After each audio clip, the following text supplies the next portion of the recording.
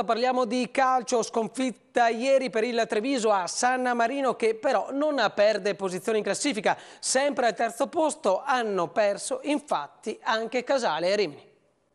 All'indietro, attenzione, si addormenta la difesa del Treviso, Poletti, palla sul palo, poi arriva la Padula ed è calcio di rigore. Arriva su calcio di rigore il primo KO stagionale in trasferta per il Treviso. Ieri la squadra di mister Zanin ha perso 1-0 contro il San Marino dopo una partita non smagliante e con la testa probabilmente altrove. Ma nonostante la sconfitta tutto resta immutato al vertice della classifica. Anche Rimini e Casale infatti hanno subito pesanti sconfitte. Ora a guidare la classifica è sempre il Casale con 43 punti, poi Rimini a 42 e il Treviso a 40. Si fa sotto il Cuneo a 39. A San Marino Zanin schiera il 4-3-3 con Torromino a sinistra davanti a Perla e Ferretti. Primo tempo protagonista il San Marino, già al terzo con Sartorello costretto a smanacciare un cross dei padroni di casa. Poi Paoli mischia ma la palla finisce alta. All'11° San Marino con Sorbera se ne va sul fondo, cross e Del Sole da 2 passi sbaglia. Ancora Sorbera un minuto dopo ma Sartorello para. Si fa vedere il Treviso solo al 27°, Maracchi per Ferretti, Perna segna ma l'arbitro fischia il fuorigioco.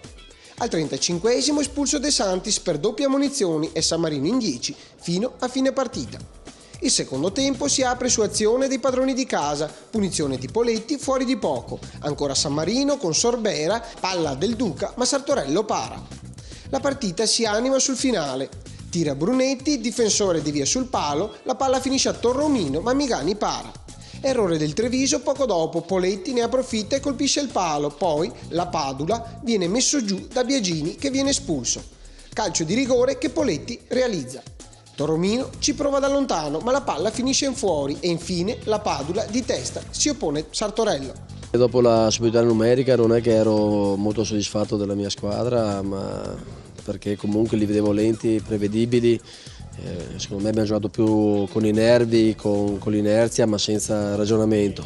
Abbiamo cercato spesso le soluzioni personali, cose che non facciamo mai. Però nonostante questo eravamo riusciti a fare un gol. Avevamo bisogno di un episodio molto favorevole per sbloccare un attimo questa situazione, invece in questo momento ci stiamo tirando un po' tutte le sfortune addosso.